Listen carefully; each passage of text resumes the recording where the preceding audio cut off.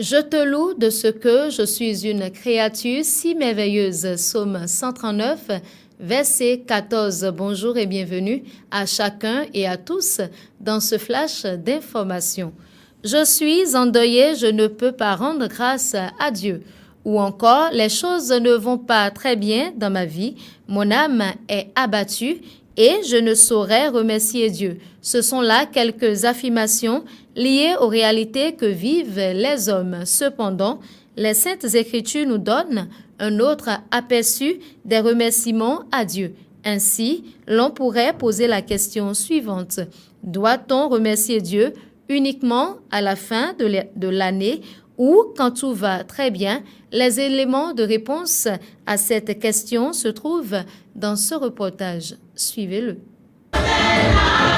Chants, danses, cris de joie, témoignages et bien d'autres gestes sont posés en fin d'année par plusieurs personnes pour remercier Dieu. Cette coutume pousse maintes personnes à croire que les remerciements à Dieu sont faits uniquement pour la fin de l'année ou les moments heureux. Le révérend Christophe Dewanou nous illumine à propos. Rendre grâce à Dieu nous interpelle tout le temps. Au fait, Dieu même nous a créés afin que nous puissions lui rendre grâce, l'honorer, lui dire merci, reconnaître qu'il est là pour nous, puisqu'il a voulu rester en communion avec nous. Alors, Dieu espère notre gratitude tout le temps pour lui. C'est un moyen de communication.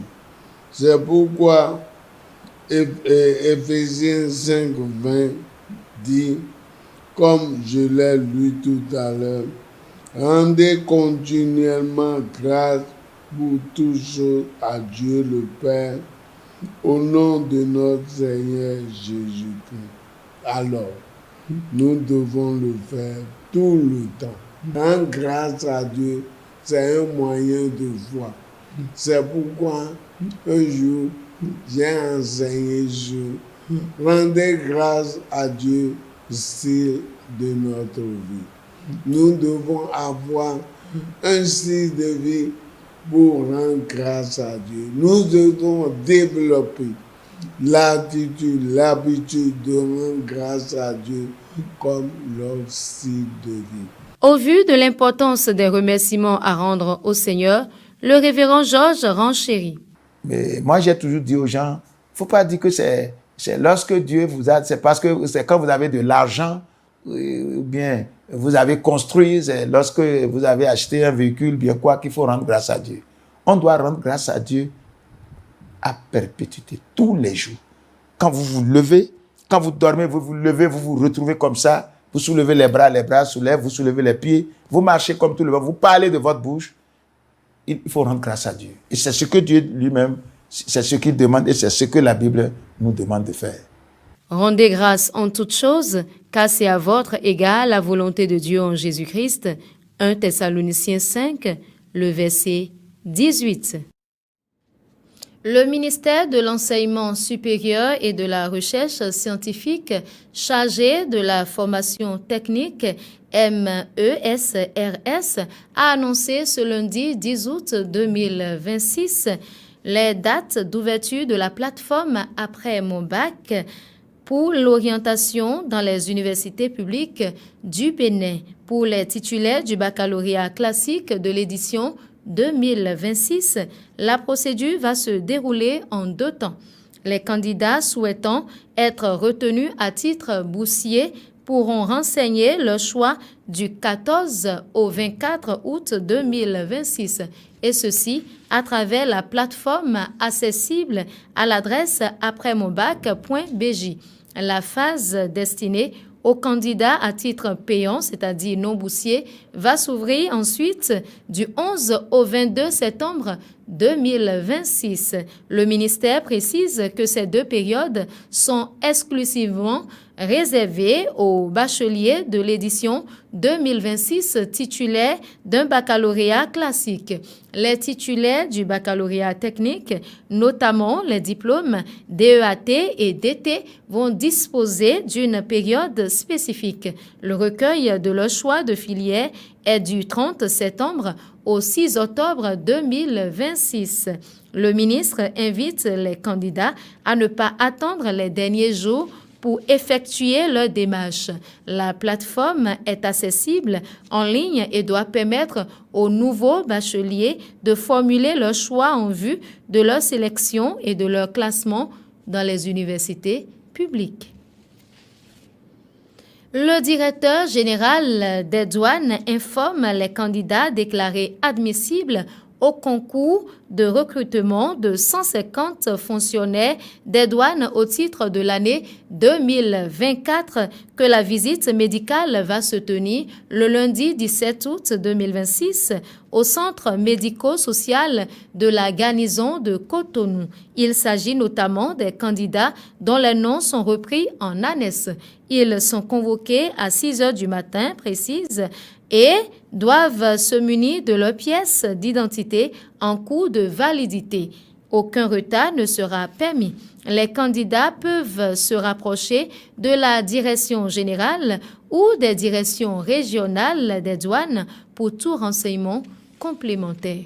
D'une information à une autre, toujours au Bénin, le Bénin s'est distingué à la 3e édition des Olympiades internationales d'intelligence artificielle IOAI qui se sont déroulées à Astana au Kazakhstan du 2 au 8 août 2026. Pour sa 2e participation à cette compétition internationale, le Bénin enregistre une performance historique.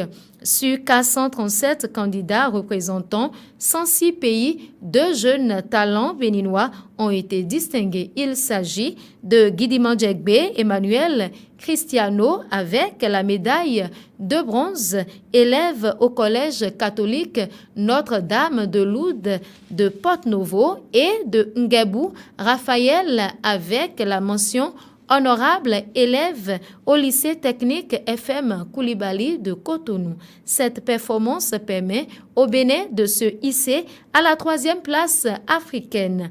Elle constitue une première pour le pays dans cette compétition après une mention honorable obtenue lors de sa première participation aux IOAI à Pékin en 2025. À travers la formation et la valorisation des compétences, le gouvernement poursuit son ambition de faire du numérique et de l'intelligence artificielle des leviers de développement et de compétitivité pour le Bénin. À présent, sortons du Bénin. Au Sénégal, le président de l'Assemblée nationale, Ousmane Sonko, a ouvert ce lundi 10 août la première session extraordinaire de l'année. L'ordre du jour est chargé. Ces 15 prochains jours, les députés vont se pencher sur 5 textes de loi en tout. 2 de ces textes portés par la majorité PASTEF seront examinés en procédure d'urgence. Très politique, il prolonge de nouveau dans l'hémicycle le face-à-face entre le camp d'Ousmane Sonko et celui de Bassirou Diomaye Faye. De nouveau, le PASTEF remet sur la table la modification de l'article 37 de la Constitution. Elle obligerait le chef de l'État à déclarer son patrimoine en fin de mandat et non plus seulement à son arrivée au pouvoir. La mesure figurait déjà dans la révision de la loi suprême adoptée fin juin par les députés, révision aussitôt invalidée par le Conseil constitutionnel, un revers pour le camp d'Ousmane Sonko. Au-delà de ce volet très politique, les députés vont se pencher également sur 3 projets de loi initiés par le gouvernement, à savoir le Code de la sécurité sociale, le Code du travail et une loi pour la sécurité numérique, un sujet prioritaire. Nous voici à la fin de cette randonnée informative. Merci de votre attention soutenue. Demeurez ferme dans la foi, rendez grâce et le Seigneur vous surprendra. Shalom, shalom.